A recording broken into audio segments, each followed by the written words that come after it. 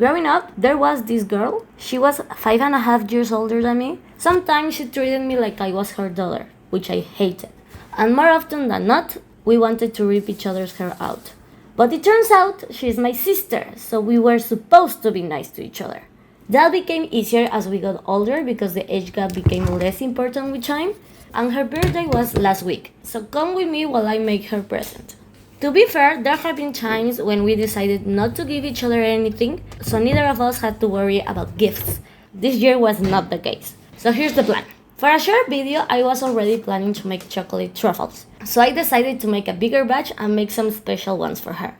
One thing she absolutely loves is peanut butter.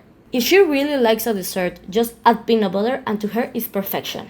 So the plan was to make dark chocolate truffles filled with peanut butter, coated in a milk chocolate coating for some crunch, and finished with a drizzle of white chocolate for both flavor and color contrast.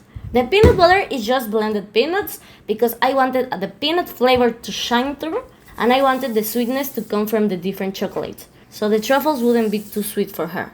Chocolate truffles are one of the easiest desserts you can make. They're basically chilled chocolate ganache. The tricky part was making any part of the process before everything melted.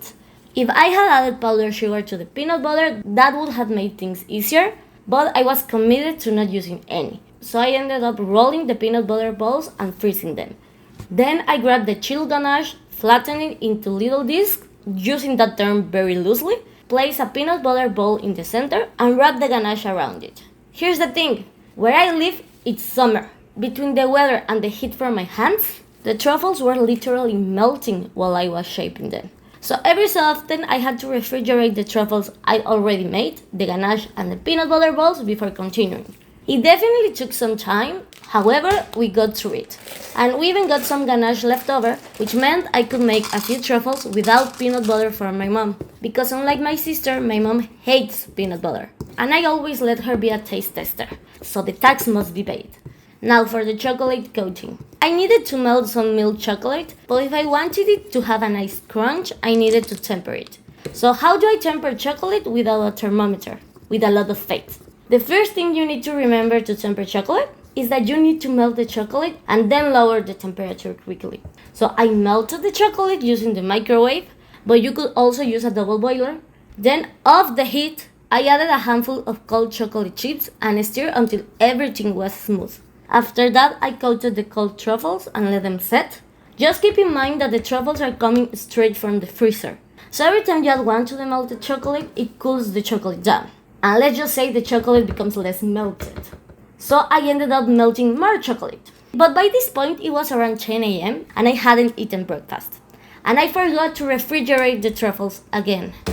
So when the new batch of chocolate was ready, the truffles were already melting, and the oil on the surface made it harder for the chocolate to stick properly. At that point, my brain just couldn't think of a solution. You know those moments when you know something, but the second you need it, your brain completely forgets? Yeah, that happened here. But we got it done, and there weren't many truffles left to coat anyway. Then we tempered some white chocolate and drizzled it on top. I'm not the best at piping, but from the top, they looked pretty close to what I had imagined. And on the inside, they were exactly what I envisioned. A peanut butter center surrounded by a layer of chocolate ganache and finished with a thin chocolate shell. Then I put them into a transparent box and stored them in the fridge until it was time to give them to my sister. There was one small mistake while arranging them. I accidentally placed them on the lid of the box instead of the bottom. But we fixed it and no one ever knew about it. Until now. Obviously, I had to do some quality control, and let me tell you, they were delicious. Now, if you don't like peanut butter or you're allergic to it, I wouldn't recommend this. But if you love the chocolate peanut butter combination, I definitely would.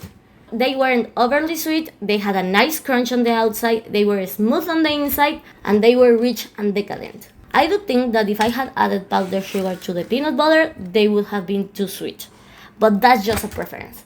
If you like very sweet desserts, feel free to try it and let me know what you think. But the most important thing is that, based on her reaction, my sister loved them. She was genuinely excited.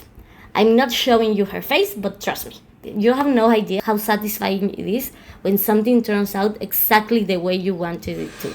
I hope you enjoyed this journey. If you'd like to see more videos, subscribe and let me know in the comments what you'd like to see next. I'll see you in the next one. Bye!